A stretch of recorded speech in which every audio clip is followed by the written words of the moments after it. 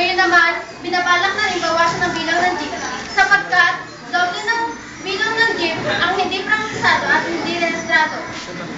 Kaya naman, binabalak na rin ng LTFRB na isara na ang pagbibigay ng prangkisa upang hindi na madagdagan ang bilang ng jeep sa EDSA. Cheaper Medicine Bill, ayaw ipatupad. Nag-uulat ang aming Kapamilya Ellen.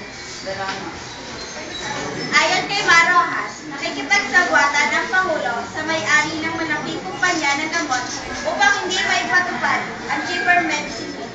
At ang nasabing may-ari is Roberto R. Romulo na may 70% ng mga pharmacy sa ating bansa. Sa ngayon nga lang muna, Babae na sa maleta, kumpirmado si Didil Palma. Matapos ang nakumpirmadong ang babae na kasilid sa maleta ay si Geraldine Didil Palma. Ngunit hindi ito matanggap ng kanyang ama sapagkat lumalabas na hindi siya ang tunay na ama ng bata.